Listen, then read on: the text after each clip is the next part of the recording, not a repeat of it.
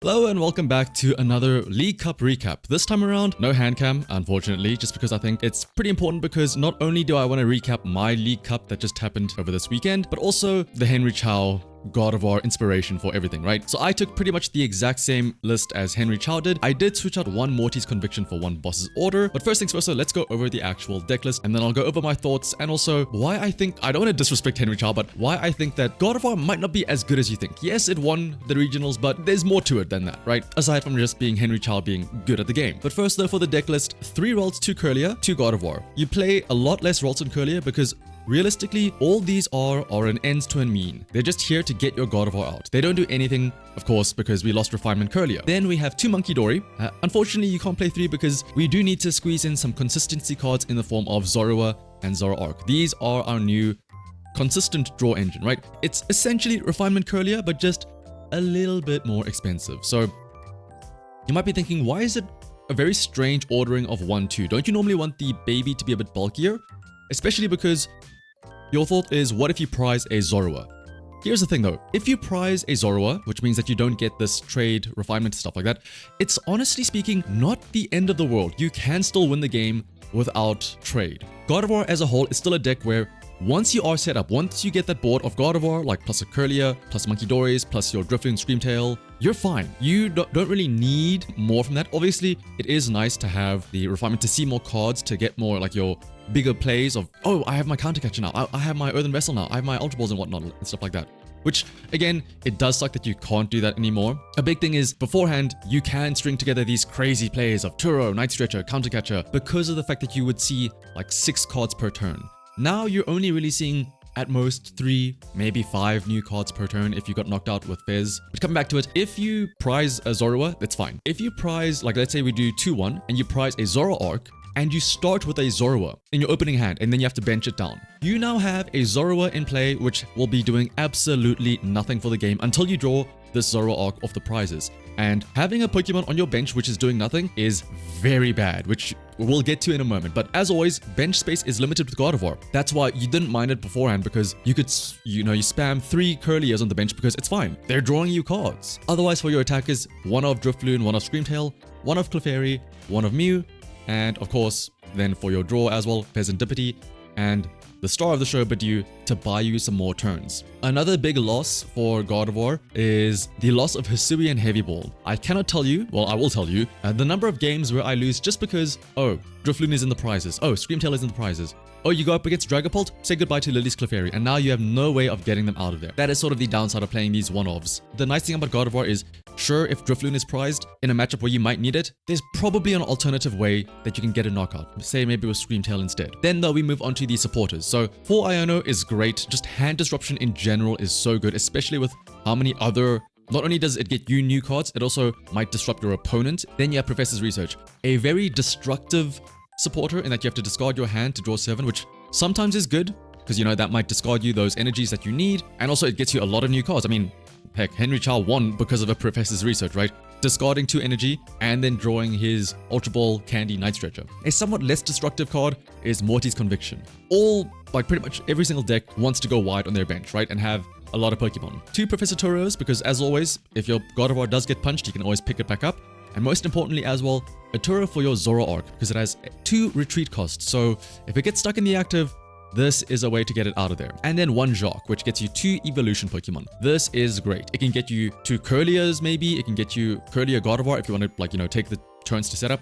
Or if you have a Rare Candy, you can go for a Zoroark and a Gardevoir. Set up your Zoroark with the Jacq and then Candy the Gardevoir as well. Now you are pretty much set up. You've got your trade, you've got your energy acceleration, and Secret Box gives this to you exactly. If you have, of course, Zorua and Ralts benched, because then you can go Secret Box for Candy, Jacq, even the Rescue Board as well, so you can attach that to the Zoroark, and then you get set up, right? But onto items though, 3 Buddy-Buddy Poffin. You don't need 4 because you're not really trying to go so wide with Raltses.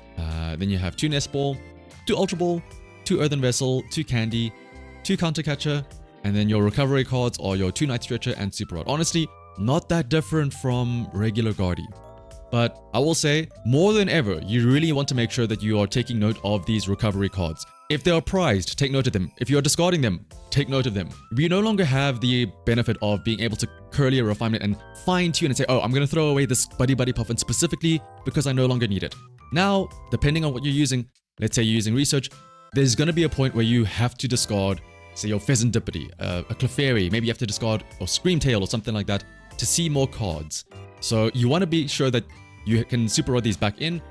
Or if you have to, there might be a scenario where you have to research away your Super Rod. And then you have to remember, okay, I am playing without a Super Rod. If something gets discarded, I have to be careful about that, right? And then of course, 2 Bravery Charm to help you hit for bigger numbers, a Rescue Board, 2 Artazon, 7 Psychic Energy, and only 2 Darkness because we're only also running 2 Munkidori. Now, for my League Cup run, there was 5 Swiss rounds and then a top 4. I unfortunately did not do very well. I went 1 win, 2 losses, 2 ties. Not the greatest run ever. But in my defense, my first 3 rounds were all against Gholdengo, 4th round against Archaludon, 5th round against Raging Bolt. None of them were Dragapults, which is like the one deck that you would think this is great against, right? Or say like Terrabox or whatnot. So again, I don't want to discredit Henry Chao, but if we look at the regionals, right? Dragapult, I know Gardevoir just won, but arguably Dragapult is still the best deck in format because look at how many Dragapults there are in the top 8. Did Gardevoir win it or did Henry Chao win it, right? That's the real question that you should be asking. From the looks of things, Dragapult is definitely the more popular choice. It's definitely the one that has the most good matchups, right? It has a good matchup spread. But importantly, I want to point out something. I want you to look very closely here at Henry Chao's run. Yes, he did go undefeated, technically speaking. He did have ties, but if we look at his matchups, look at all the Dragapults that he had to face. Of his, like, what, 17 matches? 1, 2, 3, 4, 5, 6, 7, 8 of them were against Dragapult, which is arguably, you know, a favored matchup, right? He also beat another Gardevoir. He did face 2 Gholdengos, which he did manage to beat. Future Hands as well as a Clefairy Ogerpon, and then a Terrabox and Flareon Noctowl. Now again, no discredit to Henry Chao, of course. I'm sure he knows how to handle these matches and stuff like that, and that's why he's able to win them. But this just goes to show you that there's a lot more than just taking a deck to, say, your locals, right? Making a good deck choice is also a part of, you know, making the meta call to do well at a local or regional and stuff like that. And basically, apparently, I chose the wrong deck for my cup this weekend. But let's go over to a tabletop thing just to show some examples. So for round 1, I went up against Gholdengo player. I was very lucky in that he prized like a boss and a counter catcher and stuff like a lot of his gust options. Because the annoying thing about Gholdengo, I'm sure you know this if you're playing Gardevoir, is that you struggle to one-hit KO them because 260 HP is just out of range from like a Gaudy smack. So you need Drifloon to get a one-hit KO, or you need to somehow like bench snipe with Screamtail, Bravery Charm, and then double Munkidori to do 200 and then 60 from Monkey, right? The big issue is that Gholdengo can one-shot your Gaudy no matter what. So when you're playing against Gholdengo, the issue is ideally, you have Gardevoir on the bench, obviously. Let's say you have a Munkidori, maybe 2 Munkidoris. And let's say you have a Screamtail in the active, right? This is so that you can do the whole, boss something up or counter catcher a Gholdengo with no energy and then start sniping the benched Gholdengos, right? Let's say you have a Zoroark as well for your draw, right? Here's the issue. You need to have a second Kirlia or a Ralts here, undoubtedly, right? Because if you don't, then what happens is they'll just boss up your Gardevoir, knock it out, and then you're stuck, right? Obviously, Ralts, ideally, you have a Kirlia so that you can just instantly evolve again with a Gardevoir or a Night Stretcher or something like that. But the issue is, there's a lot of setup. You need 2 Munkidori, you need 2 Darkness Energy on them, you need a Bravery Charm on the Screamtail, you need 5 energy in the discard. That is asking a lot. Now, to be fair, Budew does earn you some time. Again, there might be a point where until they get a knockout, this might be your board and might be awkward, right? So, or maybe you had to put down Screamtail earlier on to get set up for it. It's a bit awkward, right? They would, depending on what they do, if they just leave this Budew or something and they just don't try and knock it out and they just keep bossing around it, it's very difficult to get that set up, right? And let's say you Turo up the Zoroark or whatnot.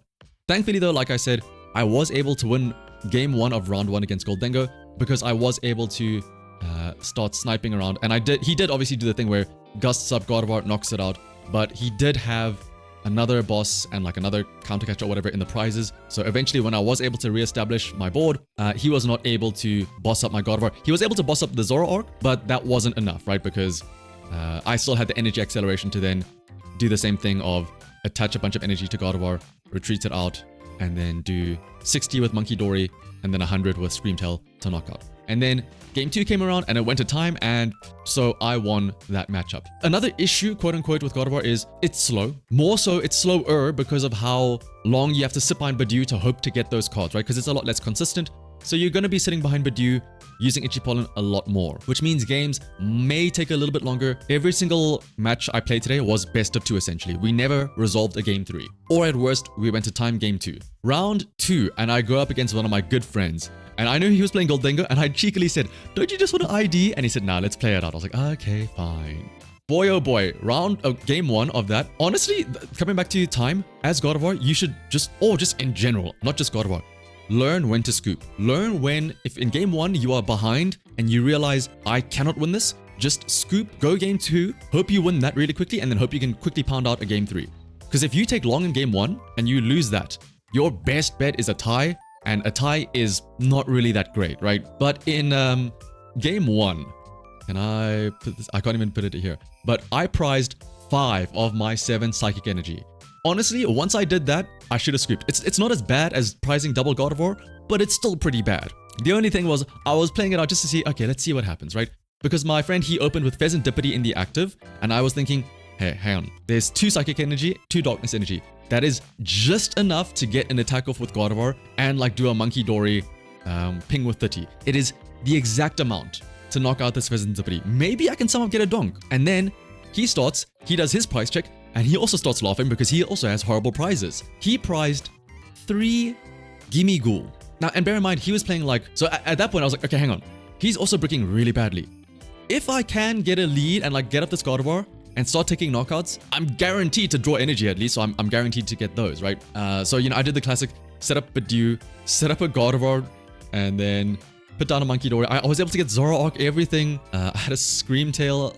I started using Screamtail to just like randomly snipe down his Munkidori and whatnot. But eventually he was able to get his Gholdengo. His one single Gimme Ghoul, he was able to evolve into Gholdengo. And he was playing Levincia as well, so he had a consistent way to chip away at my Pokemon without me really being able to smack back, right? Honestly, that should have been a scoop.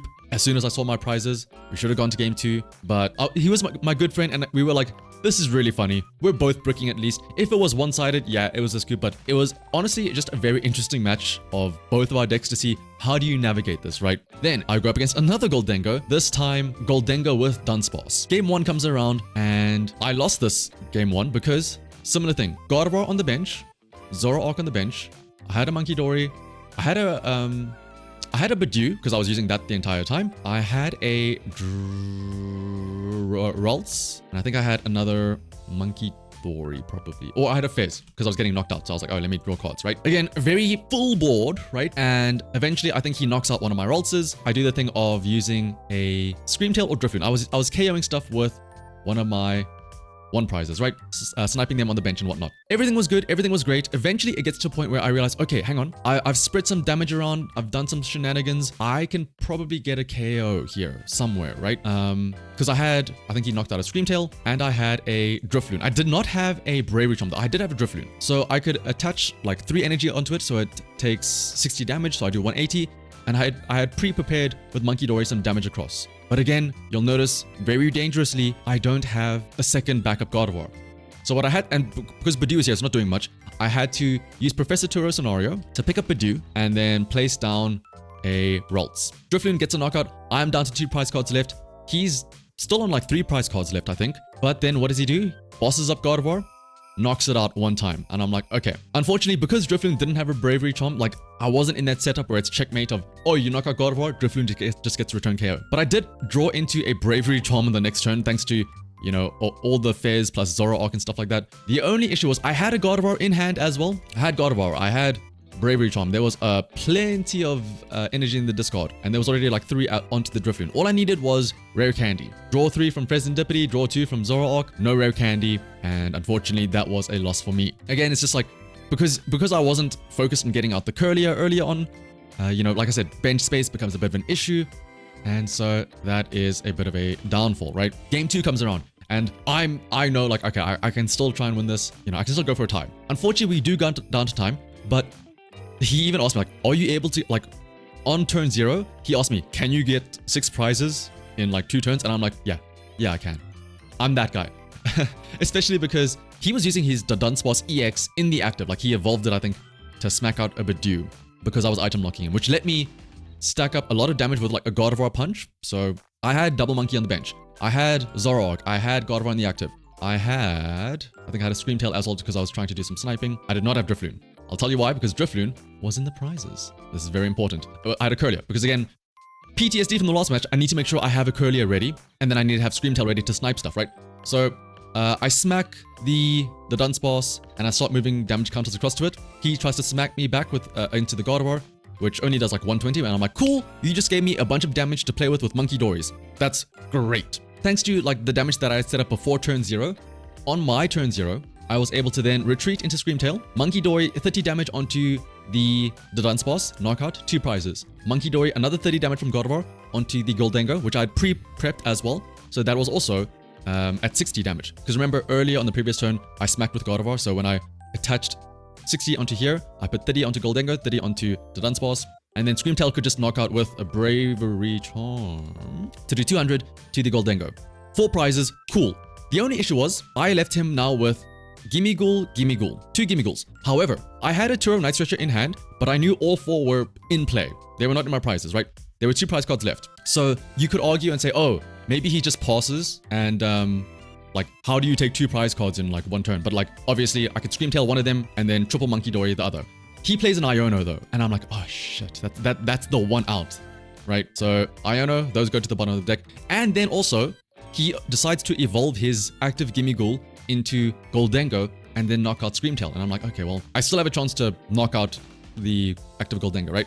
Off of my 2 Iono cards, I draw Buddy-Buddy Poffin, Bravery Charm. And I'm like, oh my goodness. And then the third card was like something that was really like, it was a dead card. It was like unplayable. It was like Counter Catcher or whatever, right? In my head, I'm like, oh my gosh, I have game.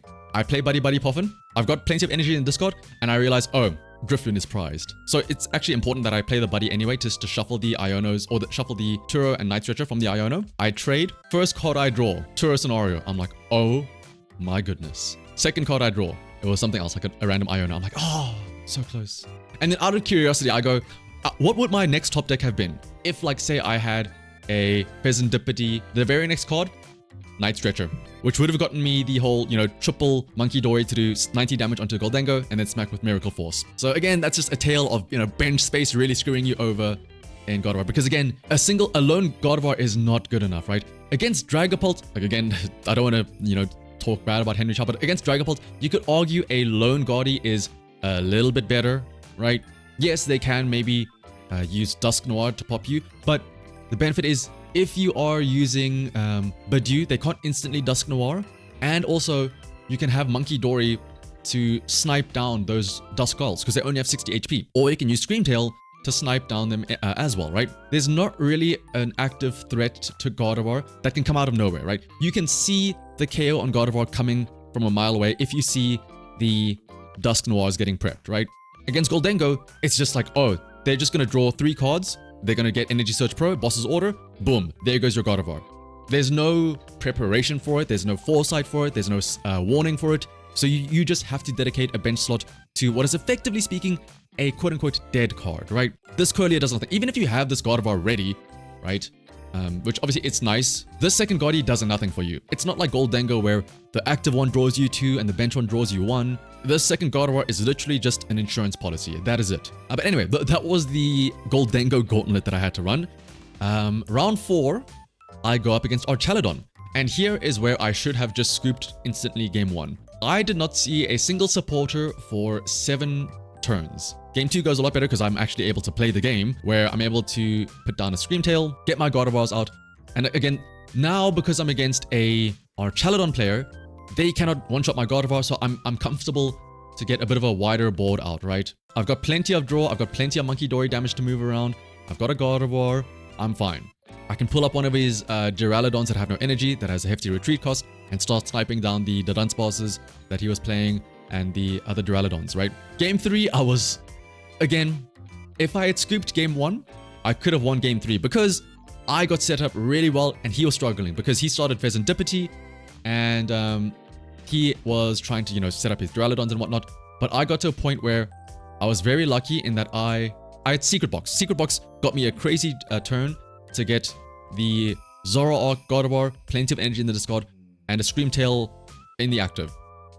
So even though we had Fezandipiti, now all I could do is I just kept on sniping Duraludon. Every single turn, he would play down a Duraludon, attach an energy, I would snipe it. And that would go on. But because of time, we unfortunately could not resolve that game. Even though, like, from a board state perspective, like, I had that pretty solidly. But unfortunately, that does not matter. So that was a tie. Match 5, final match against Raging Bolt. Now, normally, again, you would think, oh, this is a great matchup for Gardevoir. Pre-rotation. You're still struggling to set up the Gardevoir, right? I was having to sit behind Budew, which, to be fair, I was sitting behind Budew, which was helping me out a lot. And I was trying to get down the Gardevoir, which I was able to eventually get. Something to be careful of, though, now with Raging Bolt now is they play the baby Raging Bolt, which can snipe the bench for 30 energy per energy attached, right? So if they have 3 energy attached to it, they KO Ralts, they KO Kirlia. You need to get your Gardevoir up and running before they do that, right? If you Budew them, they don't care. Thankfully, though, he was only ever able to get 2 energy onto his active baby bolts because he was never because he was item locked. He was never able to discard the energy to use Sada, and he was never able to draw into the energy because he had the earthen vessels, he had the stuff, he just couldn't get the energy onto the active. So eventually I'm able to get Gardevoir, and then obviously Screamtail, or is it Lillie's Clefairy helps out. Actually, the first KO that I took with Screamtail wasn't even on the baby Raging Bolt or his big Raging Bolt. It was against the Hoot, because again, there's always that fear of Noctowl, Prime Catcher, the Gardevoir, knockout, which is what he did, which is exactly what he did. But I think he had to Prime Catcher up my Zoroark because he didn't have enough energy on the board. But either way, though, round 1 was a win for me. Game 2, unfortunately, his starting hand was a lot better, in which case he could get 3 energy into the discard, so that even though I was trying to sit behind my Budew, I had my Raltses, I had my Zorua, I had my Munkidori and whatnot, I was just drawing dead hands, right? And he was able to get 3 energy onto his Raging Bolt and then just start sniping. Once he knocks out both my Raltses, I realized, like, there is nothing that I can do. It's similar to the Orchaladon matchup from earlier, where if I put down another Ralts, it's just gonna get sniped. There's no way I can instantly switch it out. And, like, I can't, he didn't have any thing to trap. He had Latias, and all of his things were basic, so that was a scoop for me. And then, yeah, game 3, we just didn't have enough time, because again, game 1 was me sitting behind Budew for like 5 turns. So yeah, that was also a tie. I still think that Gardy is good once you get set up, right? All matches are winnable. There's always a line. The only issue is that the consistency to get to that line is rougher. Maybe you could argue this list specifically of Henry Chao's is good in the setting of Atlanta Regional, where a vast majority of players are playing Dragapult, right? Maybe if we do see a rise of Goldengo, maybe we'll see like a TM Evo Gardy player, you know, just so you can get the Kirlias, so that, because again, now you no longer have to worry about getting Rare Candy Gardy once yours gets knocked out, right? You're more expecting your Gardevoir to get knocked out. But yeah, that is my thoughts on Gardevoir now, post-rotation, for the first League Cup that I took it to. Next weekend, there is the big special event happening in South Africa. I'll be honest, I was thinking of taking Gardevoir. I don't know if I'm going to take Gardevoir anymore. I will have to do some thinking, you know, about my deck choice. But that is my thoughts on Gardevoir post-rotation. It's still good, albeit inconsistent. But to be fair though, I'm not Henry Chao, so maybe that's the reason why it's not as good for me. Maybe it's just a skill issue. But until next time though, bye-bye.